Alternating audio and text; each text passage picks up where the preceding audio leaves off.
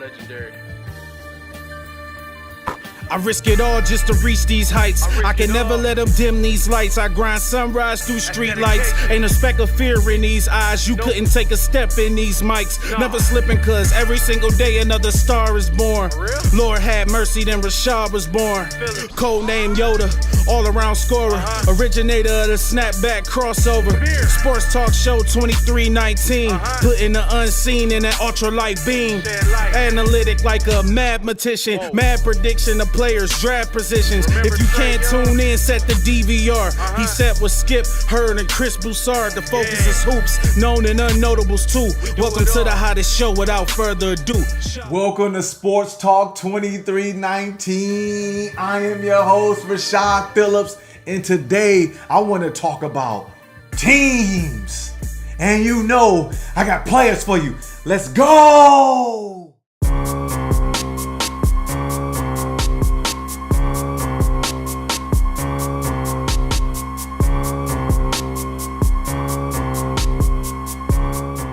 I'm so excited for the first week of college basketball. It is finally here.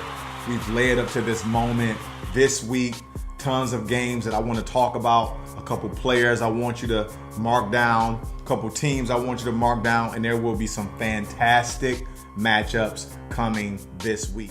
Let's start with St. Francis versus Buffalo. You have one of the best shooters in all of America, Andre Wolford from St. Francis, taking on Buffalo, who has CJ Massenberg and company. This is an NCAA tournament team that beat Arizona last year. I'm looking forward to watching that game as well.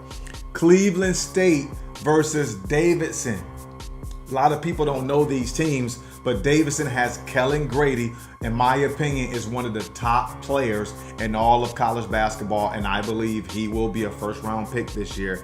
Fantastic shooting guard. But Cleveland State on the other end have some very tough guys on their end as well. Look for that game to be a barn burner. Citadel versus Clemson.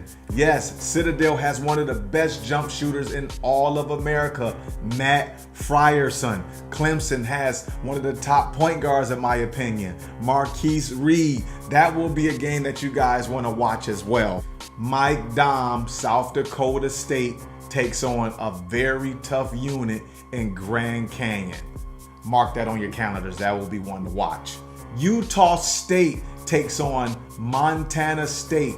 Utah State has one of the best shooters in the country, Sam Merrill, and Montana State has one of the best players and shooters in the country, in Tyler Hall. This will be a barn burner. Both teams are well prepared. This will be a match that you want to mark and watch these two go at it. Ohio State and Cincinnati. What more can I say about these two teams? It's sort of a rivalry. Two tough teams coming in. Both NCAA tournament teams last season. This will be a great game to watch as well as these teams scrap it out. Florida versus Florida State. That's going to be a fantastic game. Coach White, great coach, great recruiter. You got Coach Hamilton on the other side. Just make sure we're tuned into this one. I think this one's gonna have like overtime feel to it, last second buzzer beater type of game with Florida and Florida State. Duke versus Kentucky. Wow, is this the preview of the national championship in November?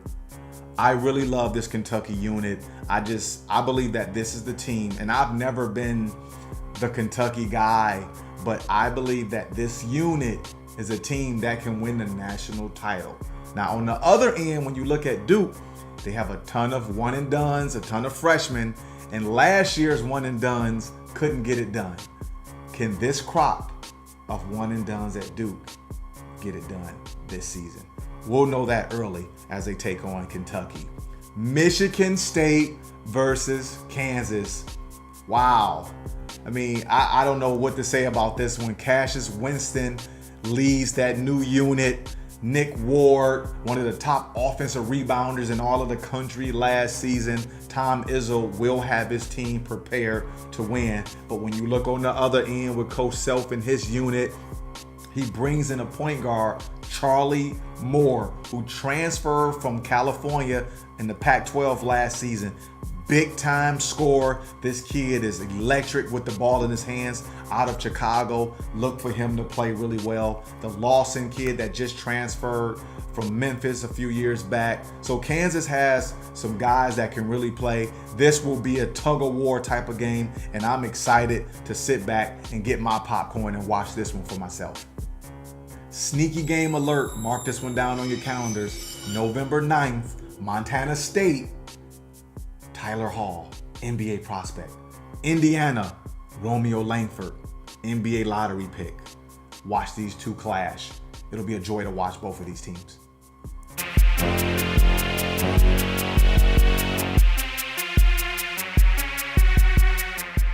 One of my favorite college teams this season is the USC Trojans. I really love this team. And right now, I have on the phone their assistant coach, Jason Hart from the USC Trojans. Coach Hart, welcome to Sports Talk 2319. Hey man, hey, thank you for having me, man. Long time, but I'm happy to be here. It's been a long time. I told Damon last week, it just feels funny calling you Coach Hart, man, but you've earned that tag, and I'm so excited to see what you guys have this season. I want to get started with you real quick, Coach. A Los Angeles native, the pride and joy of Inglewood. You were an All-American in high school, Coach. And the question I want to know is, what pushed you to go to Syracuse, a kid from the California area going all the way to the Big East? What was behind that decision in high school, Coach? Well, Coach Boeheim came to LA for a home visit, and when me and my mom, told him, Coach, it's kind of cold out there. The one reference he made and stick with me to this day, it's always 73 degrees in the dome.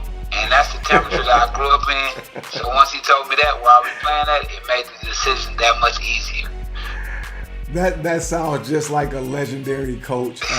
A fantastic pitch, And to me, we came out of high school together. So to me, when you went over to Syracuse, that spoke volumes about your maturity level as a person to leave home and have such a great career at Syracuse. You were such a great on-ball defender. That was like your calling card. You were bigger guard, strong, very quick laterally, east and west, north and south. But you went to Syracuse, and that was a zone type of school system. You became the all-time leader in steals at Syracuse, Jason. That's a huge accomplishment given the fact that you guys played zone. There's a stereotype that teams that play zone, that's lazy. I don't believe that. Can you give me more background on how you were able to become a steals leader in a school that predominantly plays zone all the time? Well, for me, man, it was always good knowing that I had a great shot blocker that played the center position. His name was Thomas. Yes. And learning the zone when I got there, studying it obviously every day for my 4 years there, I was able to anticipate and gamble a little bit more in that defense because I had a shot blocker. Yeah. I had another big forward on my side. Okay. So I thought it was just more film study, knowing where guys were going to be, and just being able to play defense for a shorter period of time in my area. So if you was on my side, you was a great player. I just had to worry about you while you had the ball. Off the ball defense, we really didn't have to focus. We was always guarding the area. So it was good, and a lot of people don't know Coach Boeheim uses the zone and play the zone because he only wants to play about 7 players to keep guys fresh offensively. But yeah, the stigma of guys don't play defense is actually harder because you have to guard an area. So I'm responsible for an area, whoever comes there, and you have to be focused and on your P's and Q's the whole time. When you left, you'd all-time steals leader at Syracuse. You were second all-time in assists. You were first team all Big East in 2000, and you went on to be drafted 49th by the Milwaukee Bucks. But I want to go back to high school, Jason. I want to take people back and kind of talk about our relationships. Back in high school, the Magic Round Ball Classic in 1996. A lot of people don't know, we were teammates in that game, and we actually won against Kobe Bryant, the great Tim Thomas, Rip Hamilton, and so have you. But that whole week, we became friends. And I tell people this all the time. I wasn't supposed to play in that game. I was a last edition add-on. And I tell people this about you, your story, all the time. The first time I got to practice, the first person to greet me in that practice was you. And I never forget that. You were just a true leader of the team. I knew then you would be a special college point guard and an NBA player just because you carried that leadership role. You kind of brought me in. You guys were all the All-Americans at the time. I was just the guy that was filling in, and you made me feel like I was at home. And that's something I wanted to share with you. This kind of takes me into today. You're the assistant coach of the USC Trojans, one of my favorite college teams this season. I'm excited to watch you guys play. How's practice been going so far? Practice has been going good. I mean, obviously, it's the first couple of practices of the season. Some players are banged up. Got a lot of new roles, new leadership positions, but it's been going good so far. We're just trying to see what combinations work and see guys transition into new roles. And that's this whole part of our training camp, just to see who will step up and who's going to carry that leadership role. Derek Thornton, a lot like you, Coach, the pride and joy of the West Coast, goes across the map. Now he's back home in familiar territory, and I believe that it's a perfect storm for that kid. Here's my theory. Hear me out, Coach. I believe that these college point guards today, they need a voice in their ear like a former point guard on staff. And I believe that you are the point guard whisperer for the USC Trojans. He's been doing a fantastic job. Early on in his career, obviously being from Los Angeles, going to Duke, that didn't working out. Then transferring back home to LA to a comfort zone. Yeah. But the comfort zone was a little rocky because we had a great college point guard last year in Jordan McLaughlin. Yes. So he had to kind of wait his time a little bit there as well. But through all those tribulations that he had went through, I think his time is here now. He's ready to lead. He learned a lot the past couple of years, and now we're just excited that he has his opportunity to show the world what he has. Now, looking forward, you guys have a few games I have circled on the schedule this season. You play Vanderbilt, who has a fantastic guard, obviously, in Darius Garland. You play Texas Tech, who has Jarrett Culver, who's a fantastic player. And you guys got Nevada. Those are statement games. What's you guys' mindset going into those three games? I don't want to ignore the other games you have, but those three games seem to be statement games. What's your mindset going into those? Well, for us, going into those teams that you just named, that'll be early in the season challenges, which will prepare us for Arizona, UCLA, Oregon, the likes of the Pac-12. But it also gives guys a chance to see where they are, because a lot of guys do a lot of woofing in the summertime. Yeah. And we schedule those games early. Yep. Just to see where we are as a team, but individually as a player, I want to see where you at. So those games will be huge statement games. Obviously, Derek Thornton has a huge matchup with Darius Garland. He's an NBA draft point guard. Yep. And they have a power forward named Simi Shittu, who's a freshman as well. So we schedule those games early to get a barometer of where we need to go with our team, but also try to get those big-time matchups early on so the NCAA will validate your schedule. I look forward to watching your team all season long. I'll have my alarm set to stay up to watch those Pac-12 conference games all season long. I believe you have the roster for it, the coaching staff for it, and that's the perfect recipe for a winning culture.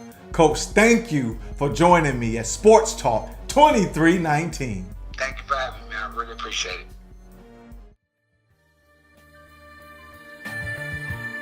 As the season unravels and teams start to jockey for position throughout the season, let's just enjoy the process of what it takes to compete, to win at the college level. I'm your host, Rashad Phillips, and this is Sports Talk 2319. I risk it all just to reach these heights. I can never let them dim these lights. I grind sunrise through street lights. Ain't a speck of fear in these eyes. You couldn't take a step in these mics. Never slipping, cause every single day another star is born. Lord had mercy, then Rashad was born. Code name Yoda, all around scorer. Originator of the snapback crossover. Sports talk show 2319. Putting the unseen in that ultralight beam. Analytic like a mathematician. Mad prediction of players' draft positions. If you can't tune in, set the DVR. He sat with Skip, Hurd, and Chris Broussard. The focus is hoops, known and unnotables too. Welcome to the hottest show without further ado. Shy. They said the odds, I defied it though. I'm undeniable. I put in work.